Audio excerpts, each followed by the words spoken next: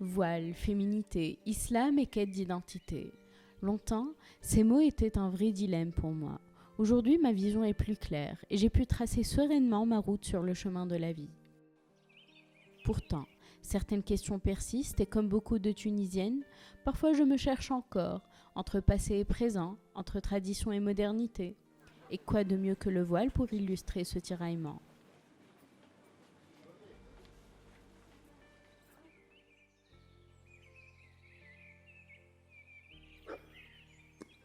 Pour mieux comprendre ce phénomène, j'ai entamé des recherches, d'abord sur Internet, et j'y ai trouvé un tas de bizarreries qui m'ont amené à me demander, parlons-nous de la même Tunisie ? Dans d'autres pays, je pense à la Tunisie, je pense à l'Iran, des femmes à qui on a imposé le voile se battent précisément pour l'enlever. Pour Amel Benzakour, sociologue et spécialiste de la question identitaire, il faut d'abord comprendre que le voile a différentes nuances. Il y a toutes les catégories au jour d'aujourd'hui en Tunisie. Toutes les catégories.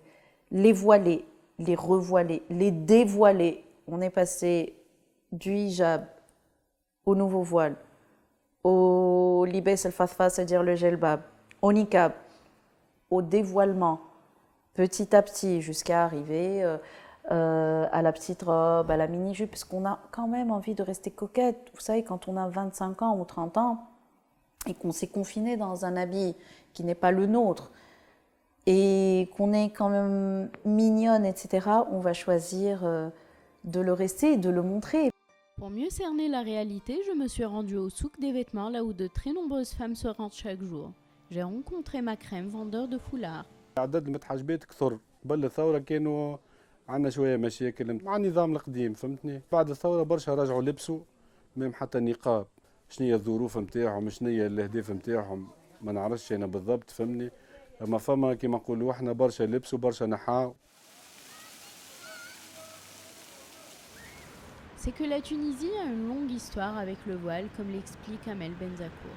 L'époque où on portait le sefseri, l'époque bourguibienne, il a été ôté par Bourguiba vraiment pour émanciper la femme, qui a été à l'école, qui a été bien éduquée, qui a commencé à occuper des postes importants. Après, il y a eu l'époque Ben Ali, où là, c'était le voile interdit.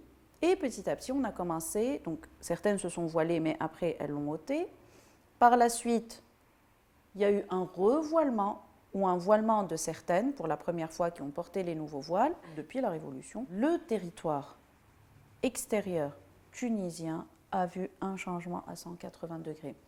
Différents types de voiles. On n'était même plus sur les nouveaux voiles où les jeunes filles qui le portaient se disaient « je ne suis pas en train de suivre les préceptes religieux » et ont décidé carrément de changer leur façon de s'habiller. Active au sein de la société civile et fervente féministe, Faten Abdelkafi a porté le voile pendant des années. Les 2 premières années de ma vie de femme voilée, je les ai vécues, c'est-à-dire entre guillemets en long et en large, mais dans la religion. C'était des cercles de lecture de Coran, c'était la mosquée tous les vendredis, c'était le pèlerinage. Je l'ai fait à l'âge de 36 ans et j'ai commencé à devenir très rigide dans mes rapports avec mes enfants, avec mon mari, et même avec mes parents, parce que pour moi, mes parents ne pratiquaient pas comme il faut. Parce que j'ai commencé à écouter des émissions, à regarder la télé, les chaînes satellitaires, les chaînes saoudiennes, à outrance. Donc, maintenant, avec le recul, j'estime que j'avais subi un lavage de cerveau, carrément, c'était ça. La vie de quelqu'un qui veut appliquer réellement, entre guillemets, les préceptes de l'islam n'est pas une vie facile, n'est pas une vie gaie d'ailleurs, n'est pas une vie normale, parce que c'est beaucoup de privations, c'est beaucoup de sacrifices. C'est vrai que toutes les personnes qui portent le voile ne font peut-être pas le même cheminement que moi, mais moi j'étais comme ça parce que je suis une personne entière et quand je fais quelque chose, je suis quelqu'un de passionné. La révolution de 2011 a bel et bien changé la face de la Tunisie. Le voile a fait un retour en force, mais est-ce toujours le cas ? Actuellement, il y a une vague de dévoilement de certaines jeunes filles, de certaines jeunes femmes. La preuve, plusieurs jeunes femmes, plusieurs femmes ont décidé d'ôter leur voile parce que elles ont commencé à suffoquer avec.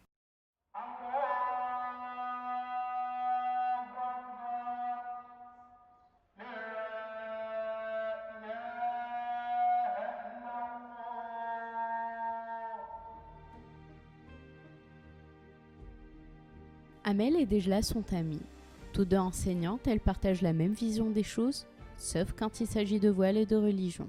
En 1999, j'ai commencé à m'intéresser à la religion, c'est-à-dire à lire les textes coraniques, à lire les hadiths et à tenter de comprendre une religion que j'ai toujours suivie par mimétisme. En 2005, je décide de partir faire une Umrah sans penser porter le voile. C'est-à-dire, pour moi, c'était un voyage initiatique, quelque chose de spirituel. Alors, quand je suis revenue, je suis restée une semaine à la maison. Je n'avais pas envie de sortir. Je suis restée une semaine à la maison. En plus, j'étais fatiguée. Et puis, au bout d'une semaine, je me suis dit, bon, il est temps de sortir, de faire le marché, de retourner à la vie. Et là, je me souviens très bien de ce jour-là. Donc, je suis arrivée à la porte et j'ai rebroussé chemin.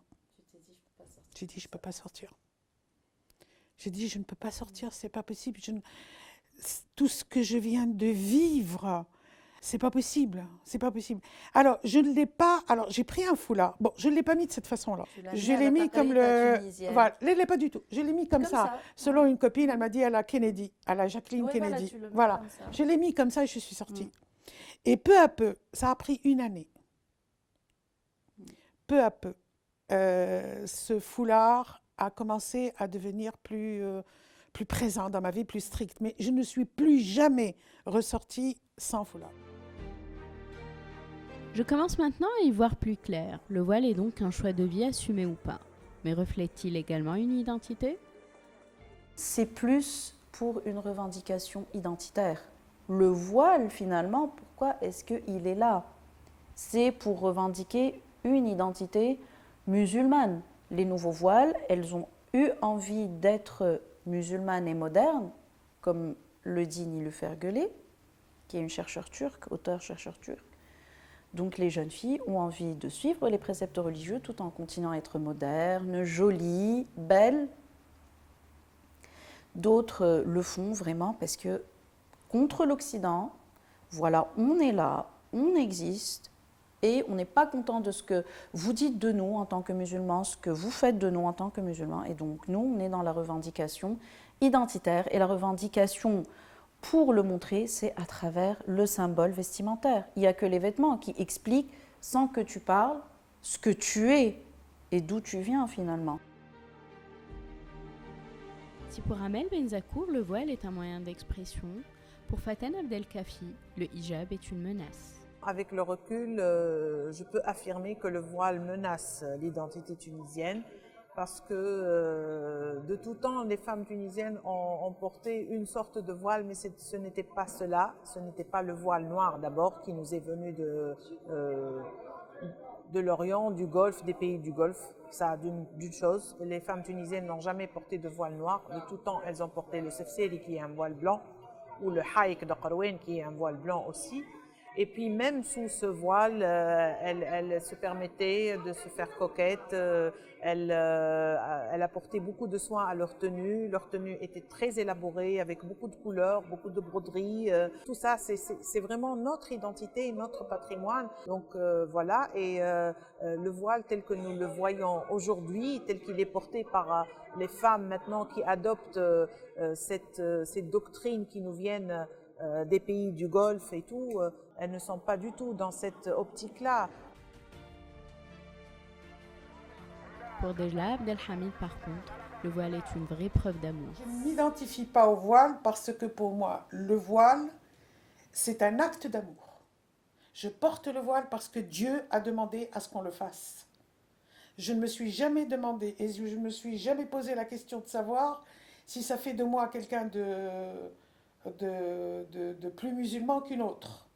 mais je l'ai fait parce que Dieu a demandé à ce qu'on le fasse. Donc je le fais par obéissance et par amour.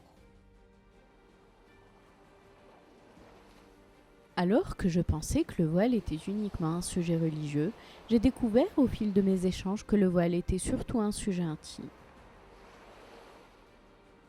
Bien plus qu'un accessoire qui couvre les cheveux et au-delà du religieux, le voile est finalement un symbole, une revendication, un message, une identité. Le voile, c'est autant d'histoires personnelles et de choix de vie que de femmes qui le portent ou qui l'ont porté. En fait, qui est en mesure de dire qui a tort et qui a raison? Qui a le droit de juger les unes et les autres? Qui détient les clés du paradis? Sûrement pas moi qui ai porté le voile à une certaine période de ma vie et qui l'ai enlevé car je ne m'y reconnaissais plus.